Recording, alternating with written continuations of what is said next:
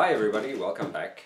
I wanted to put the last video together for the sander, and I'd done all the filming for it, and somehow I lost all the stuff that was on my card. So unfortunately I won't be able to show you what I'd done. I'd cut out some stencils with the laser machine to print out Pierre's name and my name on it, so all that footage is gone into cyberspace. So I've been getting a lot of use out of the sander. It's working well. I'm still having issues with the pulley. I'm gonna have to source something out, get something different, and fix that, because it's a pain and it's gonna end up damaging bearings and stuff like that. So what I will do is I'll take you handheld and we'll go have a quick look at the sander. It's a mess right now because I've had a really busy weekend.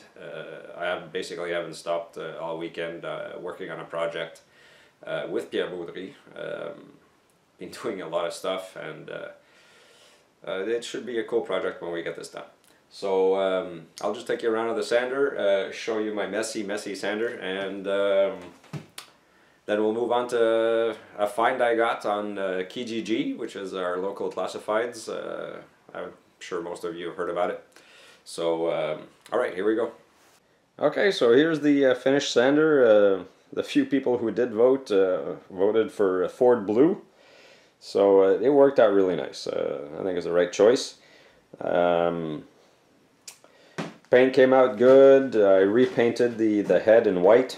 The brown and the blue just didn't do it for me. So anyway, that's done. And what I cut out the stencils for was to pay homage to Pierre, who really helped me out on this project. So I got our names on it. There's my aluminum water container with the brackets. It came out really nice. I'm quite happy with it. So it's all good. It's running well. Sand's square, easy to set up, easy enough to change the papers on it. So I'm pleased with it. The only thing, like I said, is the pulley. Something I have to address and get that solved. All right, so I'll put you guys back on the stand, and well, you know, I'll try and go handheld. I'm sorry for the shakes. But, hold on. Whoa.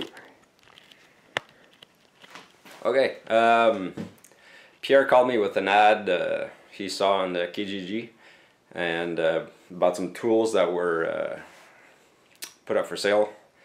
I called the guy and made a deal with him. He's a retired machinist after a 41-year career, and what he was selling off was couple of his Kennedy toolboxes with tools, and his the base that he had built and used in the shop to carry his stuff around. So I got really lucky because I got a smoking deal on this, and hold on, I'll get right behind the camera and I'll show you around what I got for my deal.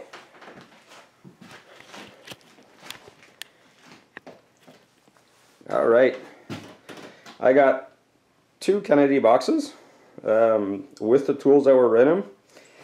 He's got some good stuff. He's got some not so good stuff. Excuse me, trying to keep you guys in frame. I got a drawer full of needle files and so forth. Most of them in pretty good shape.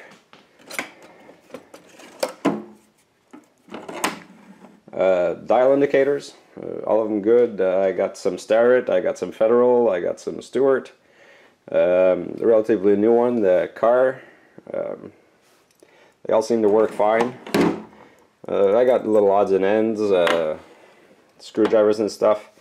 I got some Starrett squares with the whole combination square with the center finder. I already have one set, but having a second one's always handy. Little machinist square, getting a lot of use out of this thing lately. Some, oh, what are these called? Dividers. I got a nice long set of scribes. Starrett also, very nice. Very pleased. Whoops.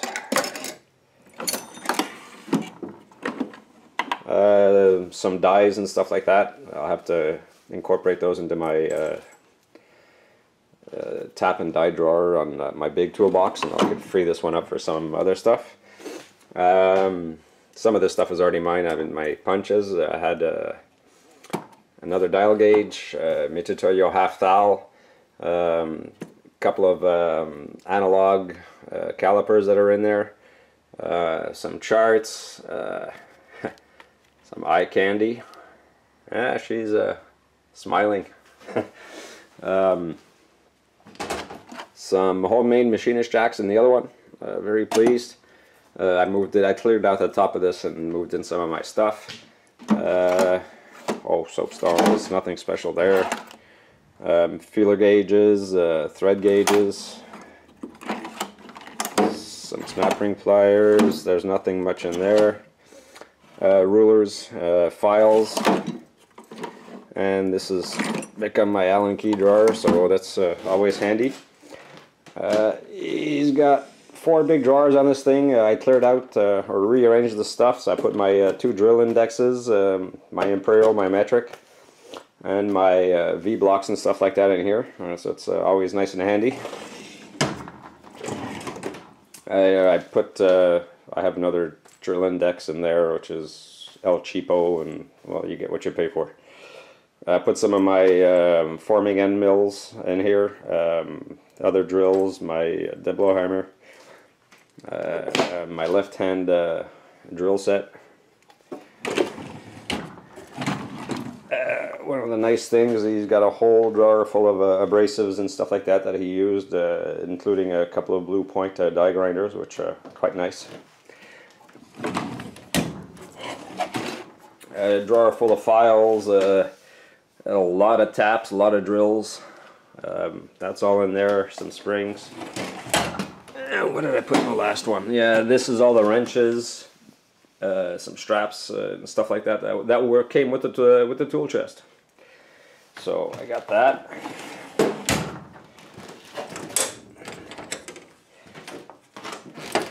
I don't know, there's not much light, but a whole slew of can't twist clamps and C-clamps. That's always good. Moved in some of my stuff down here, my Spindexer, my homemade fly cutter. It's pretty big, it's about 6-inch diameter. Yeah, it works alright. I placed my mini pallet system in there. There's a couple of ratchet sets and gloves and rags and all that. So there's a lot of room left in this tool chest. So I just got to organize things as I go. So I'll get you guys set back up on the tripod, and we'll talk about the projects I'm working on. Like I said, I had a really busy weekend. A lot of machining this weekend. A lot of chips made. One of the things I did do over the course of the weekend was retram my mill. I'm starting to get nice consistent results with it, which makes me very happy because it was a bit of a struggle at the beginning. Well, can't blame the machine. Part of it was me, but I'm improving. So when I bought the mill, I got a little 4-inch vise that came with the package, and well, I'm using my Kurt obviously in the mill. And what I did is I mounted the little 4-inch vise on the workstation that I got, and I used that. I did an awful lot of draw filing this weekend. I did about 3.5–4 hours, pretty much non-stop working on a part. Came out pleased with the results. I won't show you the whole thing, but you can see the finish I got. Very pleased, very nice. So anyways, a lot of exercise, but it got me to use the vise. And well, it's an import. So what I decided to do once I got done with the project parts was to start making a new set of jaws for it.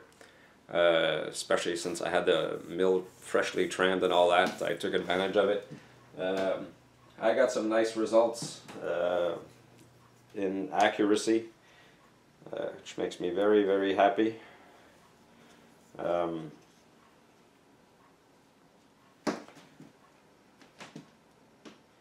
And I'll show you. So, I don't know. Whoops.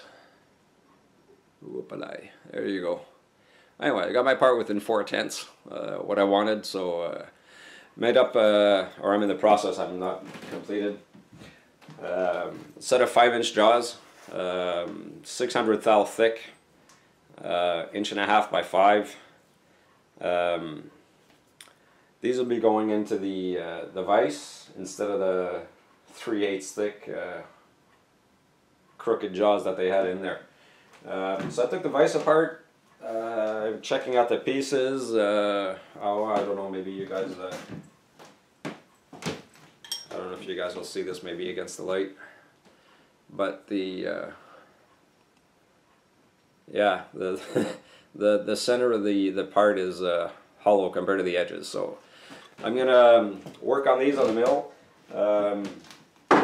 Came with 8mm screws to hold the jaws in. I'm gonna drill those out, put at least a 1/4 20.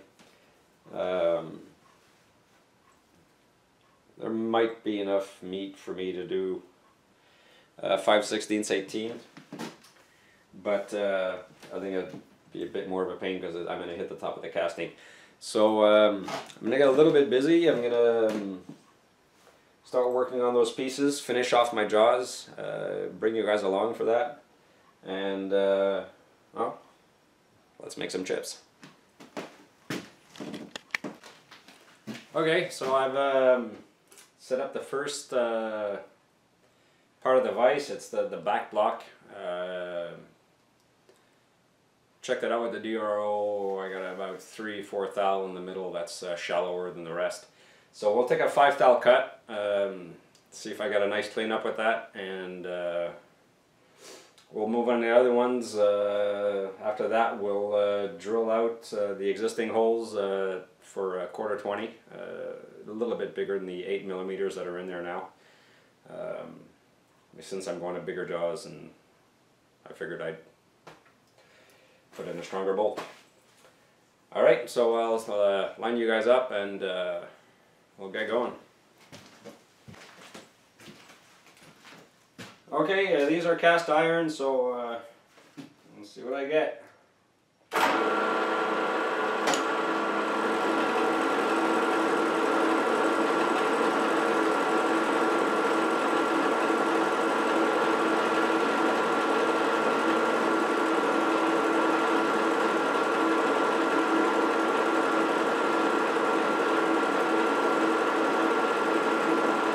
Alright.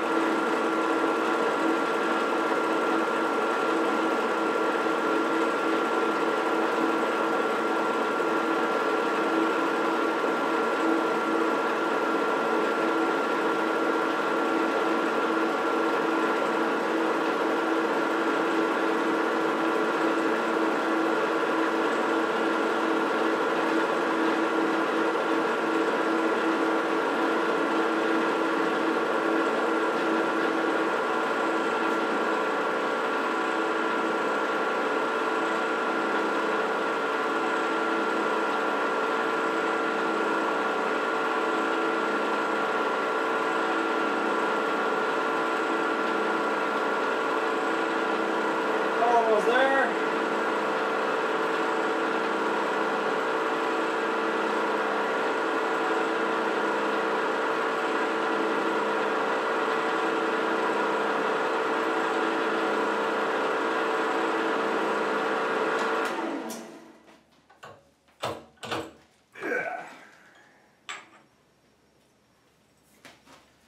Cleaned up, hopefully I won't get too much glare on there for you. Cleaned up really nice. Let me get a square and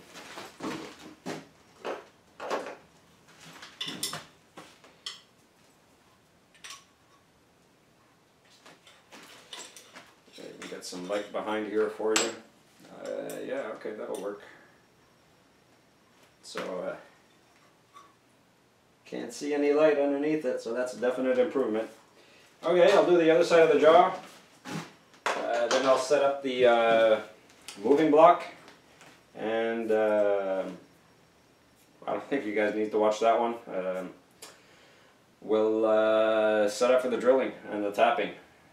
Hopefully I won't break too many taps. Alright, back in a bit.